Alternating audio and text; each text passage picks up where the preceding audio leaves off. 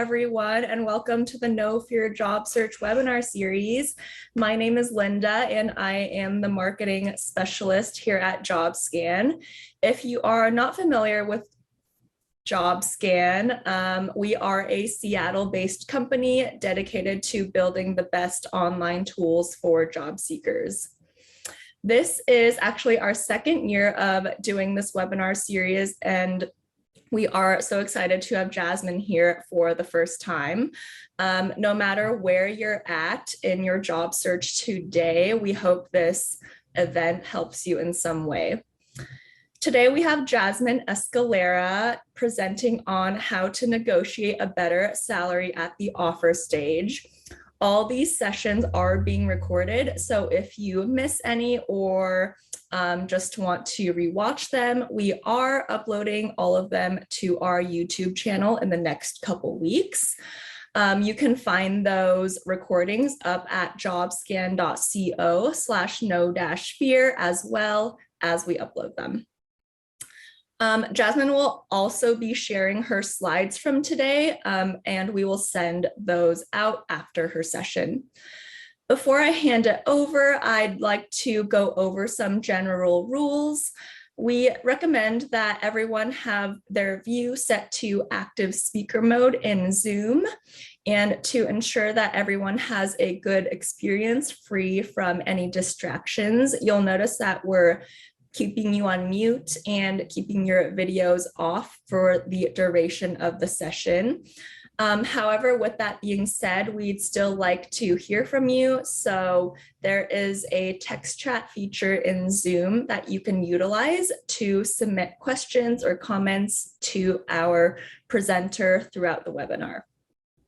Myself and my colleague Paige will be monitoring that chat and saving relevant questions for Jasmine until the end of her presentation. We do ask that you try and keep your questions to a general nature and related to today's topic, which is salary negotiation, and we will do our best to relay them to Jasmine. Please also save any networking or link sharing until after the Q&A portion, because we do want to reserve the chat for questions. And one more thing before I hand it over, we are offering a 20% off Jobscan Premium membership for those attending today. And you can find that promo link in the presentation. But with all of that, I am so excited to turn it over to today's presenter, Jasmine Escalera. Jasmine, thank you for taking the time to present to us today, and feel free to take it away.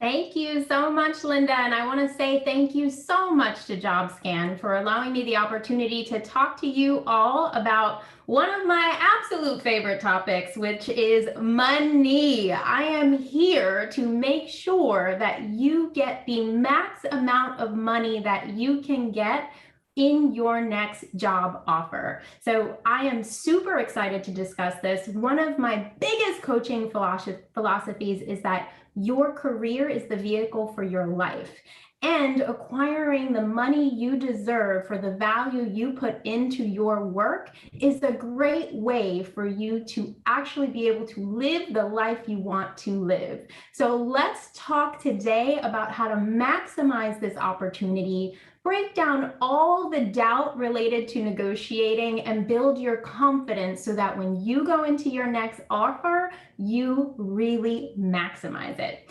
All right, so first off, before we start, I do want to do an introduction of myself. So my name is Jasmine Escalera. I am a confidence coach and career strategist.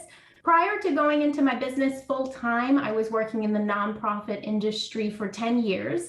I was a nonprofit director and leader of large teams, and I was helping nonprofit organizations to really be able to build research and clinical programs that solved healthcare inequities, specifically for populations in need.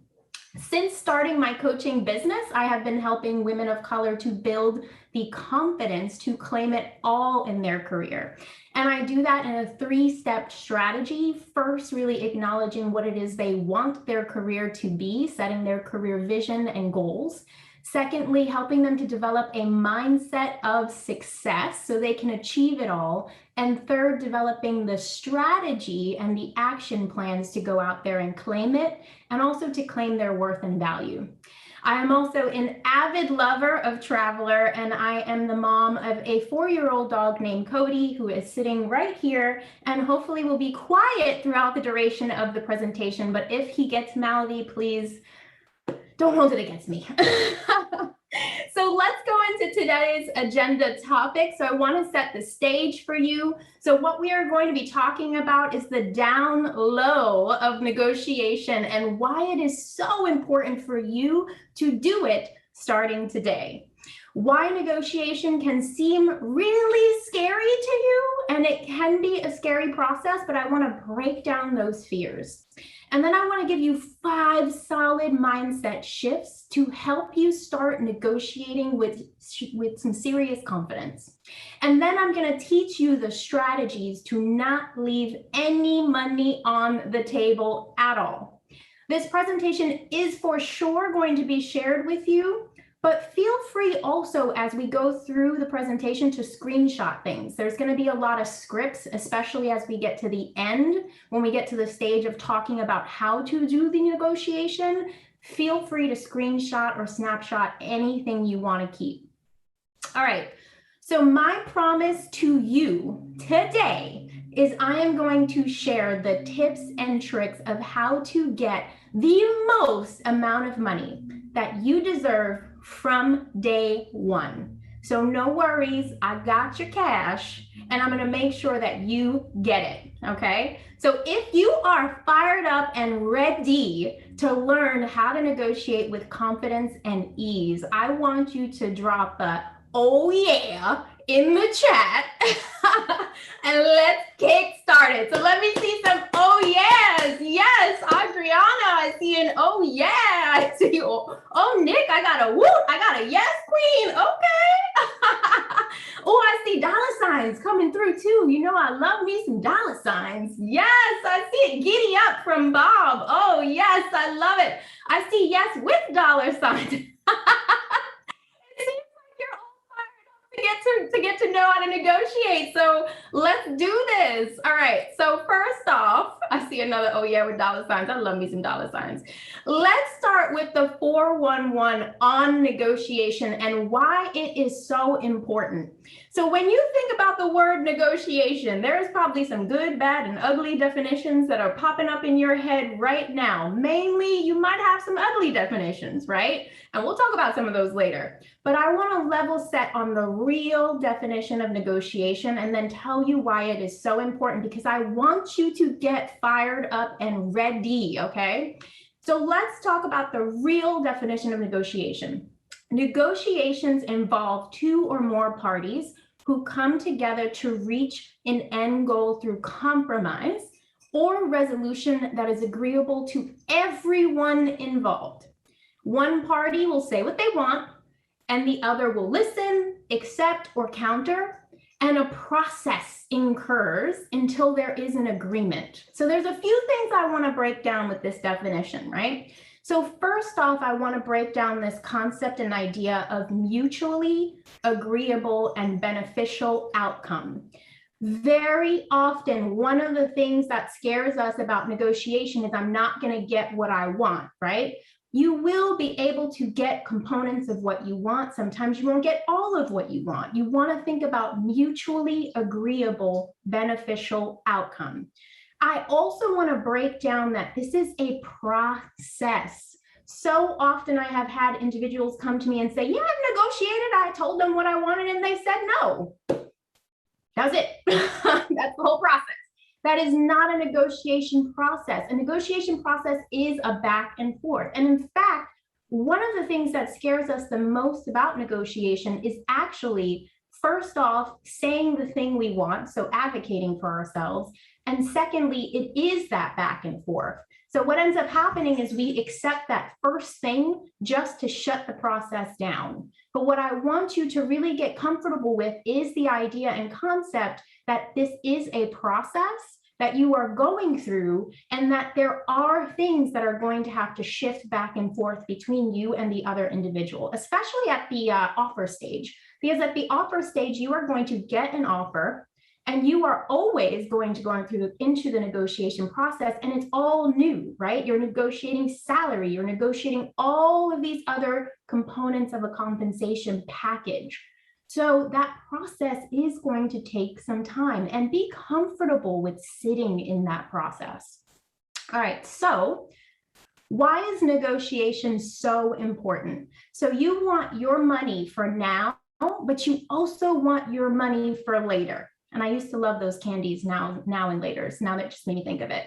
But for the now, what you really want to be thinking about, and these are some stats to really fire you up.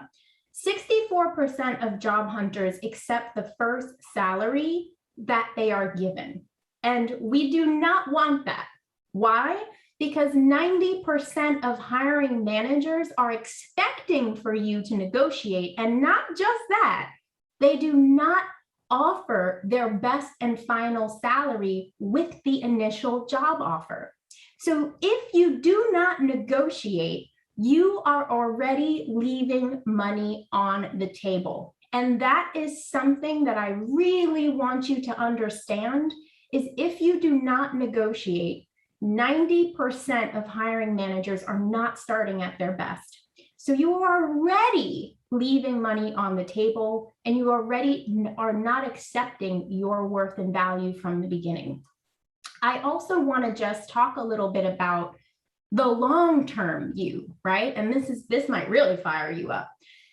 But so let's say you start a job and you accept that job at $50,000 versus negotiating even just $5,000 more. What is the lifetime or career time impact to just not accepting that one, or not negotiating that one $5,000 increase? It's estimated to be anywhere between $1 million and $1.5 million lost in lifetime earnings. So what does that mean? If you don't negotiate from the beginning, you're not just leaving $5,000 on the table, right? We can think about $5,000 across 28 checks, or however many checks you get in a year. It doesn't seem like a lot of money, especially when Uncle Sam dips in and takes it all from you anyways. But when you actually multiply that across a lifetime in your career, you are leaving upwards of $1.5 million on the table. And I really need you to see that, so that you can understand how incredibly important negotiation is, not just to you today, not just to you paying your bills today or going on a trip today, but you creating lifetime money, retirement money, money for your future family, money that you can invest and create generational wealth. All of these things are connected to the salary that you claim in this moment. All right, now that I got you all fired up and you're like, I want my $1.5 million, let's talk a little bit more about negotiation. Why can negotiation seem so scary? So let's talk about that. And Melanie is saying this has been my weak spot. Melanie, you might actually resonate with some of these comments here on this slide. And if you do resonate with some of these on this slide, please let me know in the comments. So here is actual testimony, like actual quotes I have received from clients and even from friends, because I'm always asking people if they negotiate. My girlfriends are just sick of me being in brunch being like, girl, did you negotiate that job offer? So I'm always asking. These are the things that I hear the most. I don't want to seem difficult. And this is one that I hear a lot from women, and I cannot be remiss. I hear it from women of color a lot too. I don't want to seem difficult. I don't want to seem demanding. Many times when I have tried to claim my worth, it was, you know, oh, you feisty or you spicy, because I am Latina, and yes, I am feisty. But that's the thing, you get labeled, right? And Melanie's saying she does relate. I got you, Melanie. So I also hear, I don't want to appear greedy, right? Or I don't think I'm worth this kind of money. Like, this is a lot of money here. Now I'm going to have to really show up. So the money you accept today somehow is impacting how you feel you're going to have to show up tomorrow if you accept that and when you get the job. I just need a certain amount of money to get by. Okay, that's cool. But like, don't you want some more? That would be great, right? So don't just calculate your budget. Don't just calculate what you need to survive and then sprinkle a little on. No, calculate what you feel you need to create the life you want. I don't want them to rescind the offer. Well, we just debunked that, right? 90% of hiring managers are out there saying, I want you to negotiate. Maybe they're not necessarily saying it, but they're definitely not giving you the best offer in the beginning because they know you're going to, or they assume you're going to. How about I seriously just need a job? Like, I've heard people say that before. I just need a job. I'm just going to accept what I get. I just need a job. That right there is the mindset to put you into the process of looking for another job very shortly after you take this one. I can negotiate for more at my first performance review. Here's the thing. If you don't negotiate from the start, you already are showing that you will allow yourself to accept less. So don't be confused when you get to that first performance review and it's hard for you to negotiate for more. Also, you've already started lower. So even if you negotiate and you get to a 10% increase based off of your performance, guess what? You would have already killed it in that job anyway. You would have gotten that 10% and it would have been 10% off of a higher number had you negotiated in the beginning. Or how about I want to show them what I can do before I push for more? You've already shown them. You got a whole resume of wins. There's tons of things you're doing right.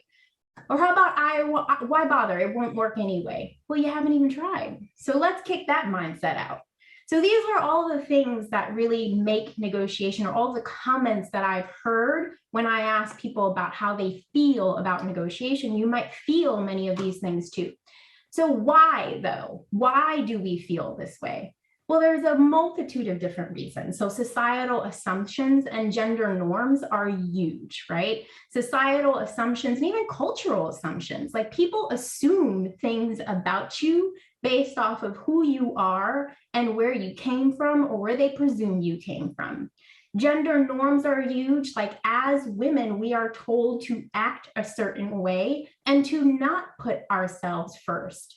And negotiation is a key component of you putting you first. Expectations of bias, right? I talked about like people saying, I don't want to feel like aggressive or demanding or be labeled that way. So people of color might not go into the negotiation process because I just don't want to deal with that. I don't want to deal with the way people are going to presume I am already from day one. How about imposter syndrome? So I have just read something that nearly 85% of people have experienced imposter syndrome or are experiencing imposter syndrome currently in their careers. So this is a real deal one. Imposter syndrome is something that infects a wide variety of individuals. Everyone gets affected by imposter syndrome at some point, or at least most people do.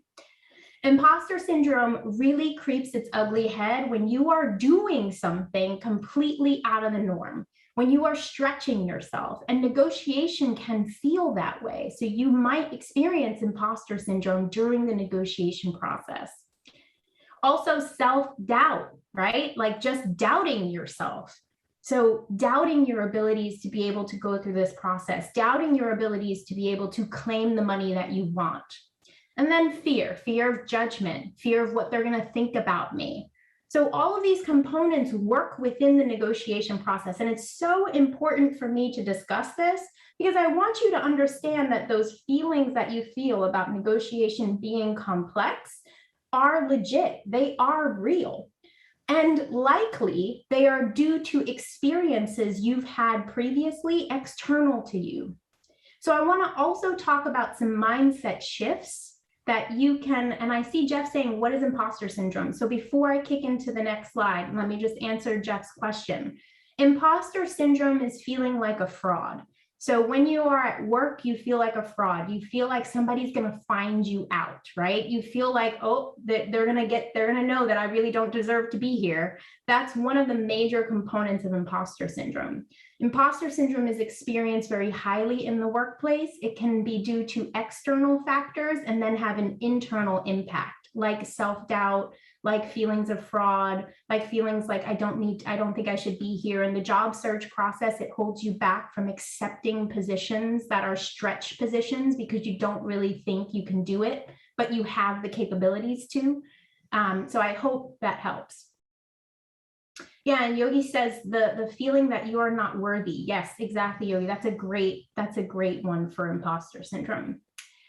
So let's talk a little bit about mindset shifts that'll help you to battle these feelings that you might be having about negotiation and help you feel more empowered as you go through this process. So the first one is know that negotiation is all about business. This is a business decision. So often we go into the negotiation process feeling a lot of feelings, and I totally get that. We just went through a whole slide of thoughts that you might have, which drum up lots of feelings. But I want you to put those emotions to the side and recognize that this is a business exchange. You are coming to this job with value, and they are going to pay you for that value. It's just as if you were a product and you were selling that product. So take some of those feelings out of it. Also recognize that you are the CEO of your career. I love that. I think there's like some comment where it's like, I'm the CEO, I can hire and fire whenever I want. And I'm like, yes, I can. And so you want to be the CEO of your career. You're the person that gets to decide your worth. You're the person that shows up. You're the person that's doing it all. You make the decisions. You get to say yes, you get to say no, you get to claim your worth. And that should be such an empowering thing to feel. I get to make those decisions. And you do. You are worthy of more money. Whatever you think you want from your next job, I can almost 100% bet with certainty you are coming in too low. You are worthy of more. And in fact, this is one that I always recommend all of my clients post everywhere on little Post-it notes. I have Post-it notes all over my apartment with affirmations. I am worthy of more money. Money will help you create the life of your dreams, right? I said that at the beginning. Your career is the vehicle for your life. And the max of that is the money you receive in salary. Salary will help you create the life you want. It will give you all of the things you want for yourself, for your family, for your community. It'll give you the abilities to do more, to be more, to present more. So money will help you create the life you want. So get connected to that component of money. I once heard that money is there to bring you joy. So let us release the negative aspects of thinking about money and take in the positive ones, all of the positive things you'll be able to do for yourself and for those around you when you have more money. Also think about they want you. If you've just gotten a job offer, they actually want you to work there. They want you to work there. And let's level set on something too. People have taken time out of their day. Everyone's busy, busy, busy. People have taken time out of their day to not just review your resume, but to talk to you, to answer your questions, to present themselves to you, to listen to you, to answer your questions. All of this has happened in this process. It's been hours. They want you to work there. So they want to work with you, especially in the negotiation phase, and making sure that when you start day one, you feel good and happy. So these are the mindset shifts I want you to start thinking about in terms of stepping into your next negotiation. All right, so let's now start talking about, how do I actually do the thing? Like, how do I not leave any of this cash on the table? You've been telling me about all of these things. How do I get my money? All right, so let's talk about those components of how you make sure you can maximize your next negotiation. First, you want to think about research and information gathering, and I'll tell you how to do that. Then you want to think about connecting your value to the job, and I'm going to tell you how to do that as well. And then you want to take action and claim your worth. And this is when you are actually going through the interview process. I'm going to have scripts for you on what to say. We're going to talk a little bit about how to make sure that when you get to that offer, you can get the most. And then if you don't, what do you do to actually start and initiate and engage that negotiation process? And I'm going to have a script for you there too. So make sure you snapshot, take pics. The slides will be shared, but you can also take pics of anything you see. So conducting research and information gathering is something that I say, first off, first thing to do in your job search. If you haven't done it yet, definitely do it right after this presentation. But also, if you are in a position already, and even when you take your next job, always be thinking research on salary, because salaries change so fast now. Cost of living changes, especially depending on where you live. So always be doing salary research. All right, so first off, the way to do this is let's break down the stigma of talking money with each other. So even with your friends around you, you can be starting conversations around money, salary, negotiation. This is a great thing to do actually over brunch or with your friends at dinner, is ask the last time they negotiated and what the process was like for them if they did. Ask them where they had pitfalls, where were they feeling really scared? How did they say it? What did they talk about? Normalizing the conversation of money around you is great because it starts to really break down this idea that we can't talk about money and salary. But it also helps you to really understand how people around you are handling this situation. The other thing I always tell everyone to do is engage your network around these conversations. Your network is likely peers and coworkers, individuals in your industry who have insider info about the salary ranges and what you should be making. It can feel really awkward to talk about this with individuals who are coworkers or peers. It can be kind of odd to talk or seem kind of odd to talk about it during informational interviews. But again, we have to break down the stigma, and I cannot tell you how important this is. I recently had a client who negotiated double the original salary offer because she was able to get insider information about the actual salary ranges at the company because she asked during the informational interview stage. This is what this means. So start asking. And one of the ways that you can do that in a very clear fashion is you can say, hey, I'm actually kickstarting a job search soon. I really want to make sure that I can maximize my salary during the negotiation phase. Are you open to having a conversation about salary and salary ranges in our industry? Great way to just break it down. It gives the person the opportunity to talk to you about salary or even ranges. Nobody has to tell you what they make, but they might have some really great information around ranges so that you can process this. The other way you can do this is through a job boards and a salary website. So I like LinkedIn, Indeed, Glassdoor. I swear to God, I could sit down and have a glass of wine and popcorn and read Glassdoor company reviews for hours because these things are crazy sometimes. But like Glassdoor also has salary information. Now, LinkedIn, Indeed, and Glassdoor usually are self-reported. So, go in with caution, although it's really good to know. I like PayScale and salary.com the most because it's aggregate data. It's usually a little bit more on point, and it gives you great ranges and additional information. And you can put in not just your job title, but you can also put in location. It'll give you information about experience level. So it's a little bit more on point, but I say go and do your research on all of these sites, because sometimes depending on your industry or your position, the ranges can be a little wide. But that's, again, why you want to go back to negotiation, networking conversations.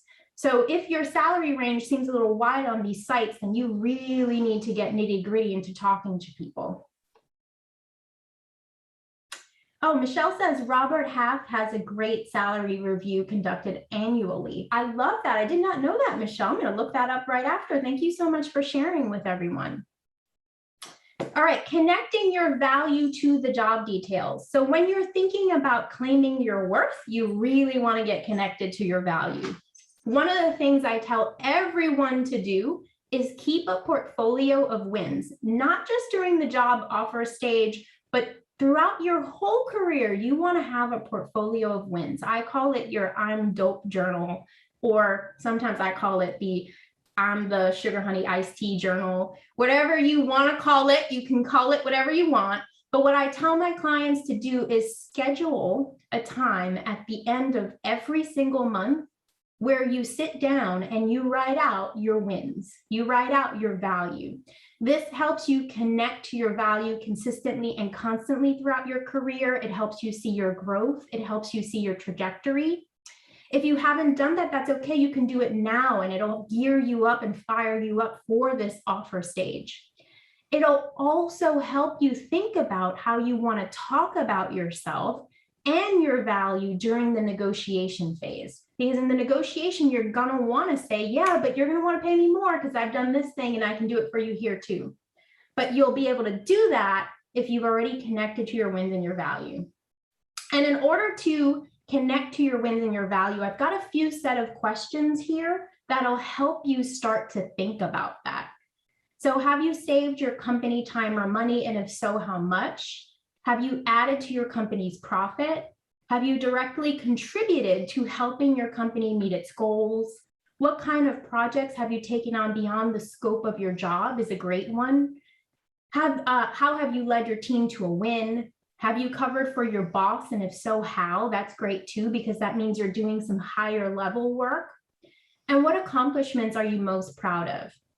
A question I also love to ask people is, if you hit the lottery today and you were like, hell no, I ain't going back to work, what would they not be able to do without you tomorrow? So that's another way you can think about it, is the lottery question. So you want to also create a list of professional development courses, certifications, and trainings. This is a good one. Again, this is going to help you get connected to your value, fire you up, and get you ready for this process. But it's also going to be helpful, as you'll see when I show you the template you can use during the negotiation process to really connect to these achievements. Thank you so much, Adriana. I appreciate it. All right, so let's talk some legit stuff here. I don't know about you, but salary has been coming up way early in the job interview phase. Like, I've had so many people during phone screens tell me that they're being asked, you know, what's your salary? What's your salary? What's your salary? And it's like, they're digging in. So my suggestion that I tell everyone is try not to talk salary, and definitely try not to give numbers until you get to the offer stage. Here's why. I don't know if this has ever happened to you before. You can drop it in the chat if this has. It's happened to me. I've gone through the interview phase and the job just keeps getting like added on to, like more responsibilities. And oh wait, now I'm supervising people too. You won't know the full scope of the job until you, Marnie's like, yep. You won't know the full scope of the job until you actually hear the full scope of the job. So if you give info in the beginning, it's going to be really difficult because you've already told them what your thoughts are around salary. The other piece of advice I always give is don't give a range, give a number. Here's why. Do not be surprised when the offer comes up or comes in at the low end of your range. You've just told them what's acceptable to you. So now they know what your boundaries are. So you're giving them information that connects them to power, and you don't want to give that up. So I always say, try your best to push anything to the end, to the offer stage, when you know all the info you know, then you can say your number. And second, always give a number, not a range. So if you cannot, right, like let's say you're being pushed, what do I say if they are really pushing me? So if they are pushing you, especially early on, I love to turn it back on them. What is the salary range you have designated for this role?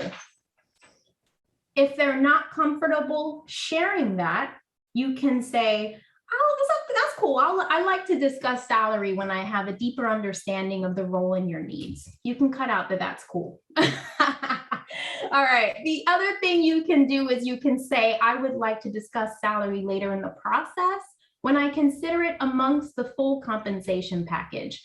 And if you can continue to get poked and prodded, the best thing for you to do is to say, based on my research and knowledge of the position and your needs thus far, I am requesting a salary of X. The reason why I like this answer is because it gives you an out, right? It gives you an out. Later, you can say, well, you know, I've heard a little bit more about the role. And actually, now that you want me to be supervising a few people, my range has actually gone up because that's the range for that in terms of my my research, the industry research and the industry standard. All right, so let's keep it going.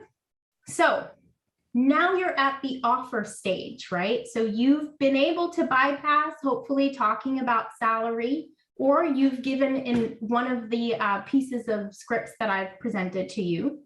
Now you're at the offer. You never accept the first offer because remember, 90% of hiring managers are not giving you their best and final. So you want to make sure that you do not accept the first offer.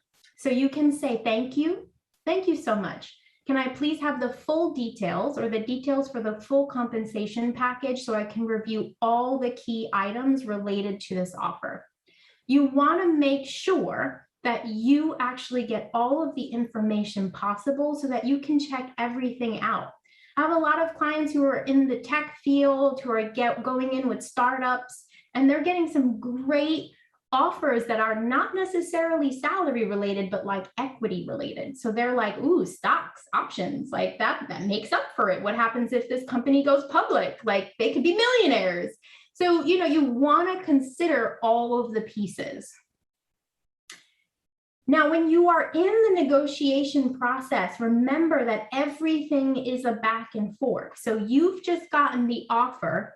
You ask them for all of the information. Take your time to process it. You can either ask them when they need to hear from you, or you can say, thank you so much for providing all of this information. I'll get back to you within 48 to 72 hours or 2 to 3 business days, however you would like. If you get an offer that is low, you're going to respond with some key points. And I'm actually going to show you an email template that can also be revised into a verbal script if you're doing the negotiation process verbally. But you want to keep the process going until you are satisfied. Remember that this is a process. This is a back and forth. People often ask me, how do I know if I'm satisfied? Well, before you go into the negotiation process, you're going to do all of this research, right? So you're going to know your number. You're going to know what you want. But I also want you to think about what's your bottom line. So if I want to make 180K, but I'd accept 165 with work from home. So you want to think about what are some of the components that are acceptable to you versus your, I can't accept this because this is not connected to my worth and my value. And always remember too, that when you show up with your value seen starting day one, you just show up differently. So keep connecting to that. So this is the email template that I was mentioning. I'm not going to read the whole thing, but please make sure you snapshot it. So if you go through the negotiation process, you have an offer on the table and it is low, it is too low for you, or just low, right? You are always negotiating. this is what you can use as an email, and you can adapt this as a script. So if they want to speak to you I was going to say in person, but I don't even know if in person exists anymore. If they want to speak to you on phone or through Zoom, the virtual world, you can adapt this into a script. So it's basically, thank you so much for offering me the position. This is lower than I was expecting, right? And here's, some of the value that I can contribute. Here are the ways that I can contribute. Here are the experiences that I bring to the table. How can we meet at this place that I want to be at? You're welcome, Marnie. All right. So I also want to talk about the full compensation package. We've been talking a lot about money, dinero, dollars, cash, cheddar, whatever you want to call it. But I also want to talk about the full package, because you're going to have your I want this number dollar, but you're also might have, I would accept this. Fine, that's totally cool. I've done that before. You can accept a salary at your acceptable range, but I still want you to know that you can sprinkle in other things that you can negotiate.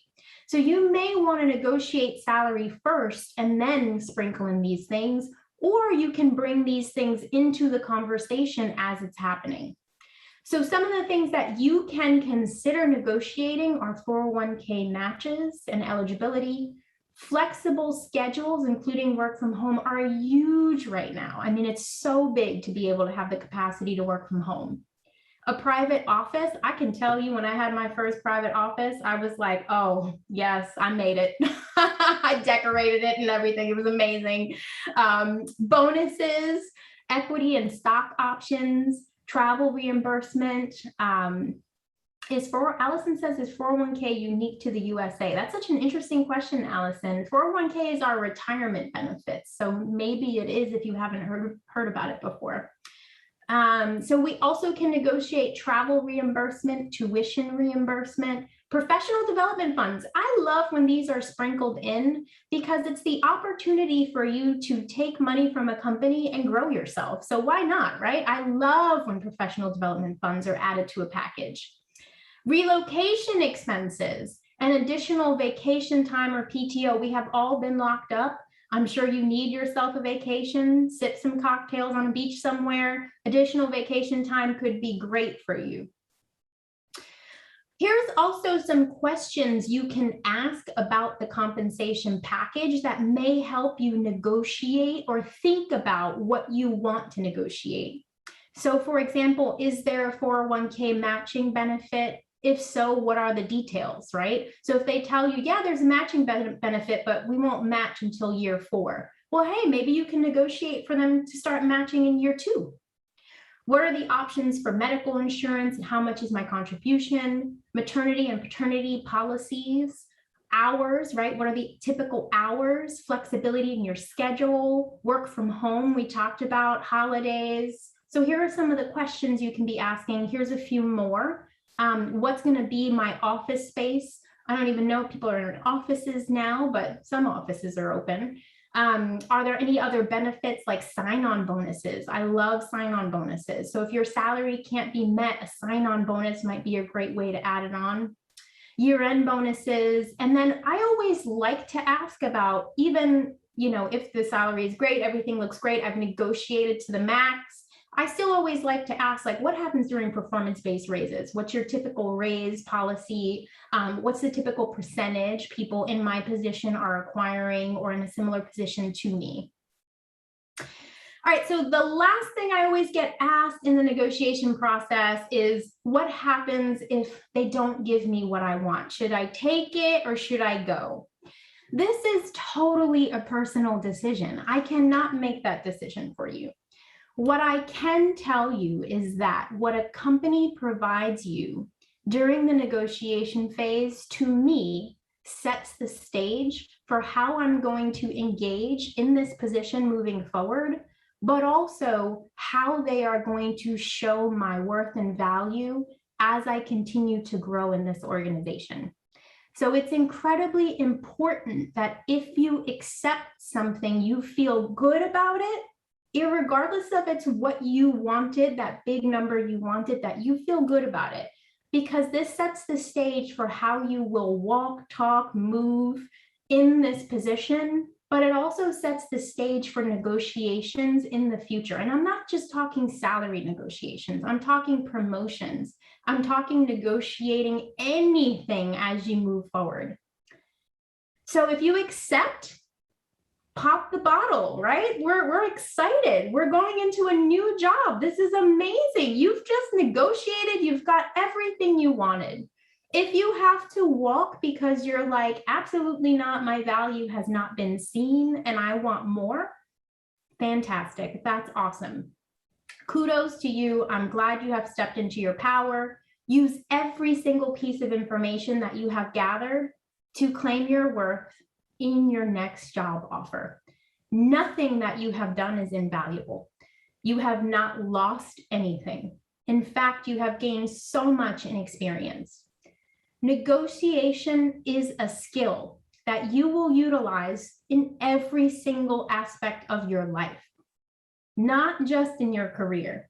So utilizing and working this skill and muscle at this point is so important. All right, so that's it for me. Thank you so much, everyone. This has been such a blast, such an awesome opportunity. I'm so excited to jump into, Bob says, can we hire you to negotiate for us? That might be my next job, Bob. I am so excited that I had this opportunity to do this. I'm really, really excited to jump into the questions.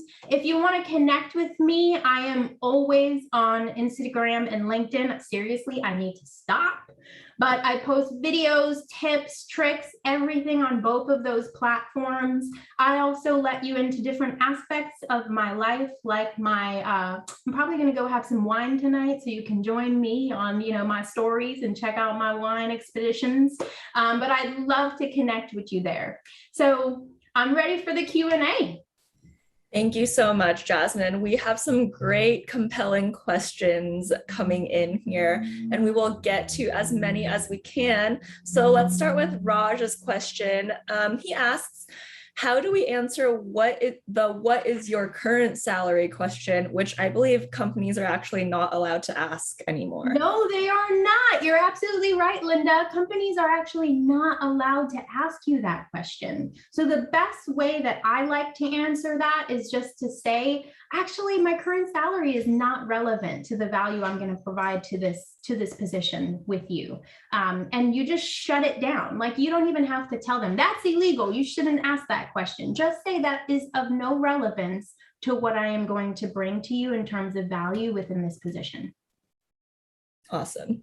JC asks, how do we negotiate more than the usual 15 PTO days or some of those other benefits that are included in the compensation package? Yeah, so that's a great question. So if you want to negotiate PTO, one of the great ways to do that, like if they can't meet you at the salary, you can use other components of the compensation package to also have them meet you. Like, you can say, okay, that salary could be acceptable for me if I was able to move from the 15 to the 20 days.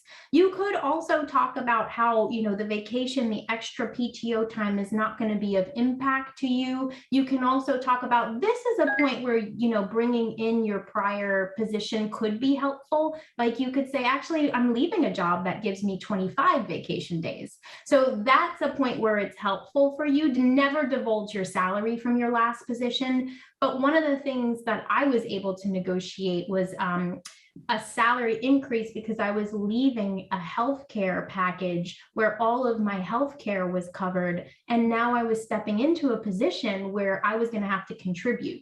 So I was able to negotiate a higher salary because I let them know I was leaving something that had more. So that's another way that you could try to do it. Hope that's helpful. Great. Hyphen asks, what if during the application stage, you said your salary expectation was, around X, but you want to ask for more at the offer stage? You absolutely can. And the thing is whatever numbers you have provided on your application prior to today, it's totally fine. What you can say during that negotiation process is, now that I know more about the position, I've had the opportunity to interview with you, I can see my contribution being extremely valuable. I can also see me really being able to kickstart this position day one. Here are some of the things I can do for you. So you can always navigate that. Do not feel as though you've said something and you can't backtrack, and so you should accept less. Mm-hmm.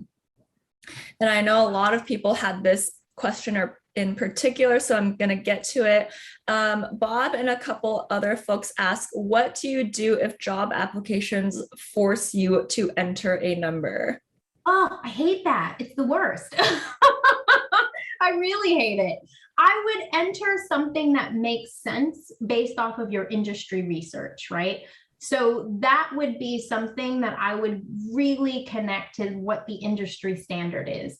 If in the industry you should be making $120, you should not $120, $120,000, then you should be making $120,000, right? So use industry standard research and your networking conversations, all of that great stuff you're doing for the application phase. And then as you go through the interview process, again, get information and feel comfortable shifting that up as you learn more. Great. Christine asks, many job listings tell you the exact salary, especially if it's paid hourly. How can you still try to negotiate? Use your value. So it's okay. And actually, I think it's really great that companies are more open about it, but use your value. You know what value you contribute. And that's why I talked about the value statements and the wins. So as you go through the interview process, be a very active and engaged listener. So as you're going through the interview process, make sure you pick up things where they're talking about, well, here's what I want someone to start doing day one, or within the first 90 days, here's a big win that I would love this person to have. So when you get to the negotiation phase, if you've been an active listener and an active participant, you will know what that company wants. Also, if you've been an engaged and active question asker. So ask lots of questions. The negotiation process is the opportunity for you to take other people's responses and say, I can do this for you. Mm-hmm. Amy asks, can you give any tips for negotiating a raise or other benefits in your current job?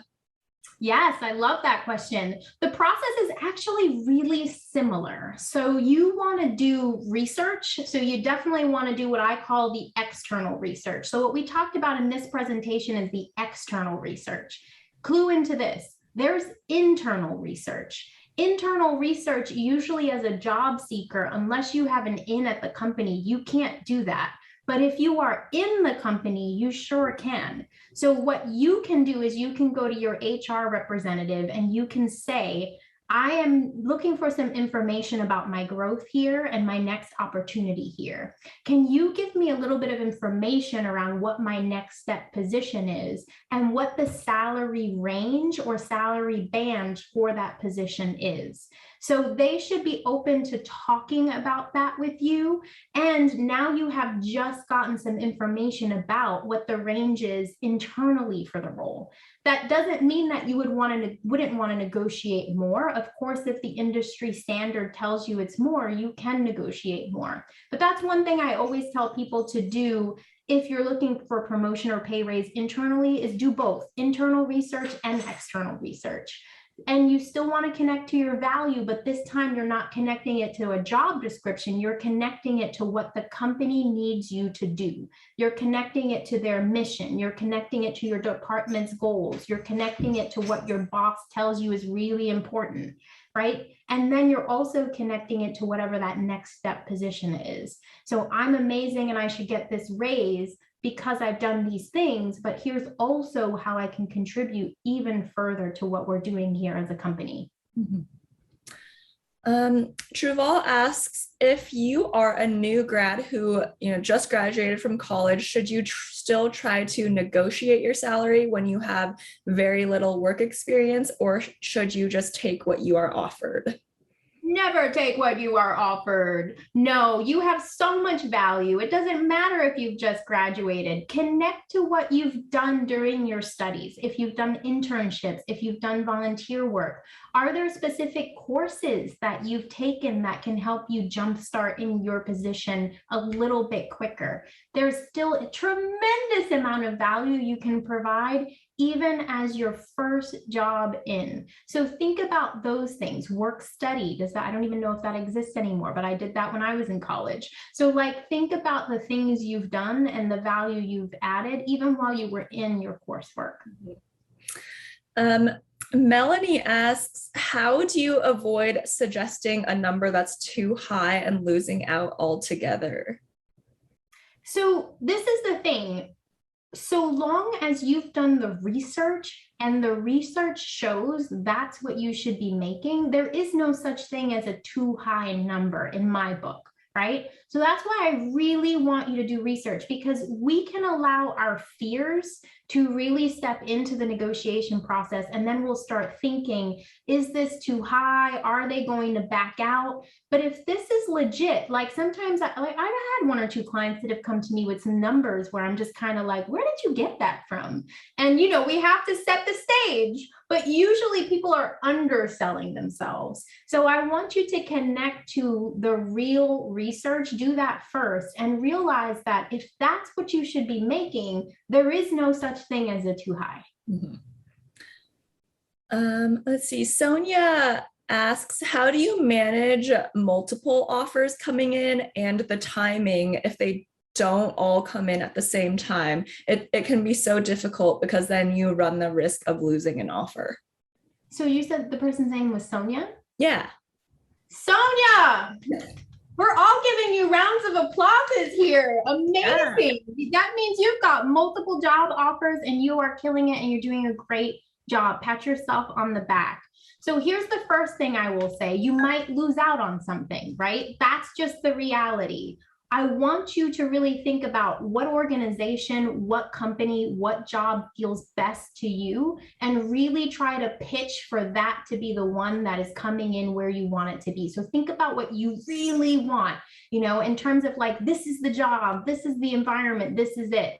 The other thing you can do is pin them against each other. And this is something that you want to do with care, but it's something that people do all the time. Hey, I've just received an offer from another company. You're my top choice. When will I hear about offer? How can I get some details and information so we can start this process now? So it's okay for you to let another company know, hey, I have another offer out, but you're my legit number one. How can we engage this process? Don't feel bad if you use that with multiple companies. This is about you, okay? So take out, how you feel about how the other companies are going to feel and do it for you. Mm-hmm. Karen here, is in a situation that I'm sure many have experienced in the past year, but she asks, if you're unemployed, how do you negotiate a higher salary? Most employers think you'll accept anything or try to lowball you. So can you repeat that? How do you accept? How do you negotiate a higher salary if you've been unemployed or if you're new to a career? Yeah, so in terms of that, again, you really want to think about what you've been doing and what you have done, right? So you want to go back to those value-based statements. So look at your past work experience, look at your volunteer experience, look at internships, and really connect to how is what I've done previously, even if you're unemployed currently, how is what I've done previously connected to this job and what I can do here? Those are your negotiation points. it doesn't matter whether you have a job or didn't have a job. Your negotiation is the value you bring to this company, which comes from experience that you've acquired in all roles throughout your particular career and your education, your academic experience as well. So I would say do that. If you are unemployed, one thing I always tell individuals is there anything that you can do, volunteer work, any courses that you can take for cheap? Like there's Coursera, there's LinkedIn Learning, these things that you can do so that you show on your resume that something's happening during that time. Awesome. Thank you, Jasmine. And we are unfortunately just about up on our time here. So I would like to thank everyone for joining us today. And thank you again, Jasmine, for your wonderful presentation. Hopefully everyone has learned something and everyone walks away today with some new negotiation tips. If you would like 20% off Jobscan Premium, you can go to that link on this slide here, and that just gives you 20% off either a monthly or quarterly Jobscan Premium plan, and that quarterly plan does come with a 2-week free trial.